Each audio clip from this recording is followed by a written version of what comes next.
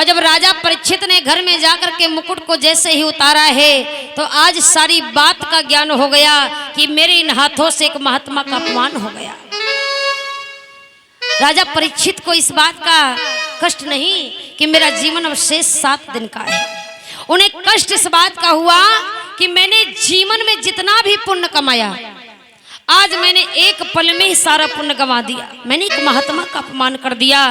जीवन में ऐसी भूल मैं कभी कैसे कर सकता हूं। महाराज बड़ा अपने आप पर क्रोध आया और अपने जीवन को आज घृणा करने लगे। राजा परीक्षित कहने लगे ऐसा जीवन बेकार है जिस जीवन में एक महात्मा का मेरे हाथों से अपमान हो जाए। अब तो राजा परीक्षित ने विचार किया कि मेरा अब शेष जीवन 7 रोज का बाकी है, अब मैं कुछ करना नहीं चाहता हूँ, मुझे जीवन में किसी चीज की जरूरत नहीं है। अब मैं भगवान को पाना चाहता हूँ, उनकी भक्ति करना चाहता हूँ।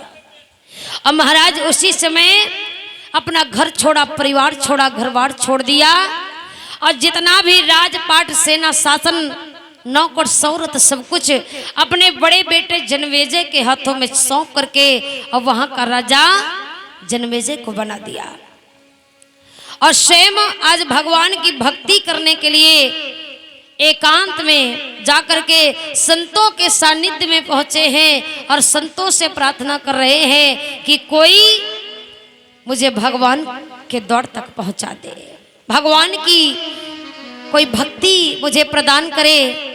महाराज दर दर में जाकर के राजा परीक्षित यही कह रहे हैं, प्रभु ये जो श्राप राजा परीक्षित को लगाए हैं, ये श्राप राजा परीक्षित को ही नहीं सारे संसार को लगा, सारी प्रजा को लगा। जीवन में जितने ही लोग इस संसार में आए उन सबको लगा है परीक्षित महाराज। ये श्राप राजा परीक्षित को ही नहीं हम और आपको भी लगा है, क्योंकि जो संसार में आया है वो इन्हीं 7 दिन में आया है और जब जाएगा तो इन्हीं 7 ही दिनों में जाना है। भगवान ने क्या किसी को मारने के लिए 8वां दिन बनाया? क्यों महाराज 8वां दिन बनाया है क्या? इन्हीं 7 दिन में आए हैं और इन्हीं 7 दिन में हमें जाना है। भगवान ने हमको ना आने के लिए 8वां दिन बनाया और ना जाने के लिए। तो ये श्राप सभी को लगाए हैं। इन्हीं 7 दिन में हमें जाना है या इन 7 दिन में कोई से भी दिन में जाए। 7 दिन भगवान ने बनाए, इन 7 दिन में जाना है। और अगर ये सोचो कि इन 7 दिन में ना जा पाए तो महाराज 8वां दिन ही नहीं कोई बना। तो ये श्राप ये है जो हम और आप पर लगा है, ये राजा परीक्षित पर नहीं, ये सारे संसार पर श्राप है कि हमें इन 7 दिन में आना है, इन 7 ही दिन में जाना है। अब जाने के लिए दिन कोई भी निर्भर हो महाराज, सोमवार या मंगलवार या बुधवार, बृहस्पति, शुक्रवार, शनिवार या इतवार, जाना इन्हीं 7 दिन में है और दिन कोई भी सा हो। ये श्राप सभी पर लगा। राजा परीक्षित को अफसोस इस बात का नहीं कि मेरा जीवन खत्म हो गया, उन्हें अफसोस इस बात का है कि जीवन में मैंने कभी किसी का बुरा नहीं चाहा और आज मुझसे धोखे में इस कलयुग के कारण मुझसे इतना बड़ा अपराध हुआ। अगर इससे भी बढ़कर के मुझे सजा कोई मिल जाती वो भी मुझे स्वीकार थी, क्योंकि एक संत का अपमान करना ये ठीक नहीं है। मैंने जीते जितना बड़ा अपमान कर डाला, मुझे अब जीने की भी चाह नहीं है। मैं तो सिर्फ भगवान की भक्ति करना चाहता हूँ, भगवान के शरण में जाना चाहता हूँ, उनके दर्शन पाना चाहता हूँ। संतों से आज अपनी वेदना सुनाते हैं कि कोई रास्ता दिखा दे, कोई साधन बता दे। पर महाराज संत कहने लगे मेरे बस की बात नहीं है कि मैं आपको भगवान तक पहुंचा सकूं या भगवान के द्वार तक आपको जना सकूं।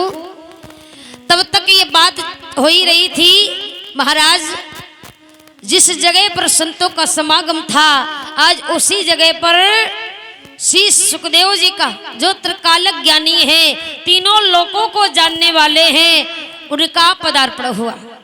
और जब उनको आते संतों ने देखा तो अपनी अपनी जगह को छोड़ करके दंडवत प्रणाम किया। राजा परीक्षित ने जब ये दृश्य देखा कि ये इतने छोटे हैं, फिर भी इनके मस्तक से ये तेज निकल रहा है, इतना इनके अंदर गहराई नजर आ रही है। इनको देख करके संतों ने दंडवत प्रणाम किया, आखिरकार ये कौन है? राजा परीक्षित ने संतों से प्रश्न किया कि भगवान ये कौन है जिनको आपने देख करके इतना बड़ा सम्मान किया?